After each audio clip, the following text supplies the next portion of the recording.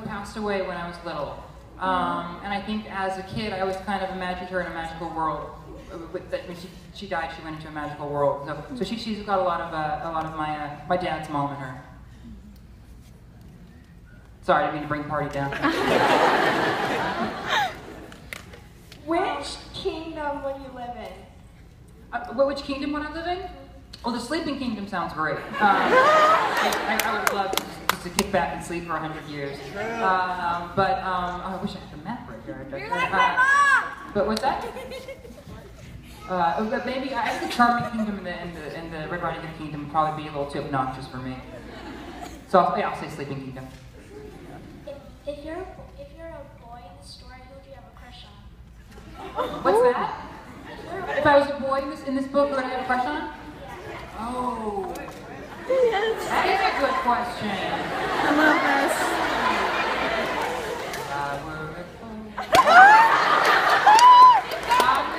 I'm gonna say Goldilocks.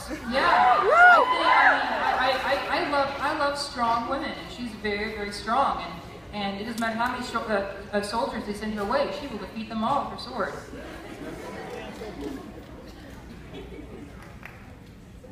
How did you decide to make Mother Goose so crazy? I'm sorry, what's that? How did you decide to make Mother Goose so crazy? Oh my gosh, I have no idea. I remember I was sitting there because I knew I wanted to use her in the second book, and I just had this idea to say, what if she was a boozer? And that's why she rhymes so much, because every time when she's telling the story, she's just a little tipsy, you know? So I just put it in. Which you all will enjoy when you're 21. Which of the twins do you relate to more if you had to choose one? Oh my gosh. Probably Alex a little bit. Because as much as I like being witty and humorous like Connor, I think Alex and I have felt a lot of the same things. Hi, Chris. Which character on the audiobooks is your favorite to voice? Ooh. I love doing Red, and I love doing Mother Goose, but it gets a little hard after a while. Yeah, so I have to drink a lot of lemon tea. What's your favorite fairy tale character? What's your favorite fairy tale character? Yeah. Let me look at this. Oh gosh, I don't know. Probably. I always thought the villain in Sleeping Beauty, which is most people think of as Maleficent, but even before I really knew her as Maleficent, I always thought like, oh, no, that's a fairy I can get behind. Like, she was ticked off. She was not invited to that party and was gonna make a stink about it. I mean, I wouldn't have cursed someone to death if I hadn't gotten an invitation, but I was like, all right, lady, I see you. What advice do you have for young writers? Ooh, did you say that? Yeah, oh yeah, I'm sorry.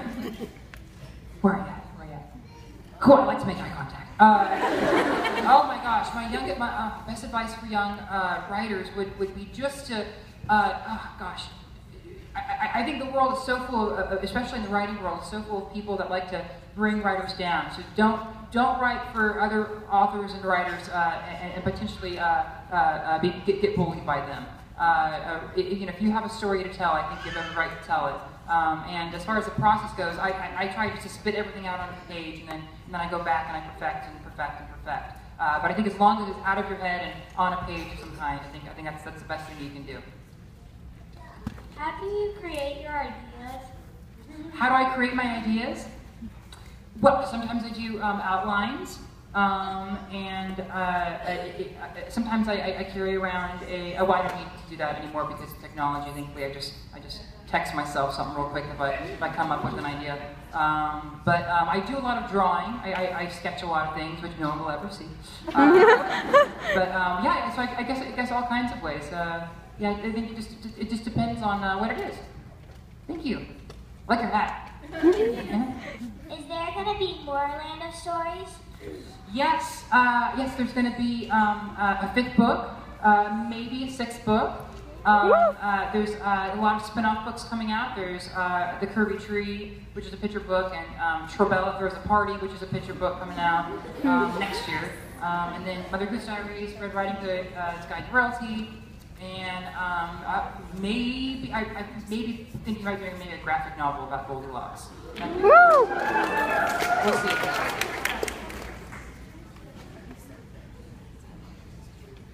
Do you think that the Land of Stories should become a movie, or is it better as a book?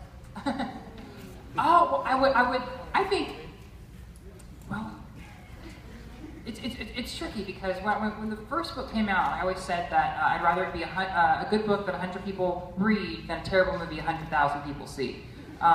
So if it could be a good movie, then I'd be completely down for it.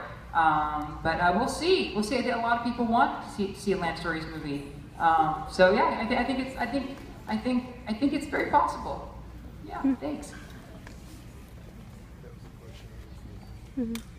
We've got time for about 1 or 2 more questions, guys. Thanks for asking such great questions. Why does Robin Hood yell so much? Well, I kind of always thought, you know, he's a rich kid, and he loves telling people how good he is. So I kind of modeled him after a few people I know that are just very, very loud, and like to boast their own praises. Yeah, I don't know where that really came from, but I enjoyed it a little too much. Okay, this is going to be the last question.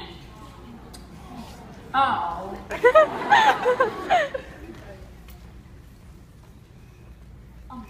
If you could jump into any fairy tale, which fairy tale would you jump into? Ooh.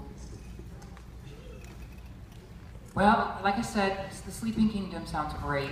But I don't know, I think maybe Cinderella. I mean, that must have been one heck of a ball they went to. That would have been one heck of a party.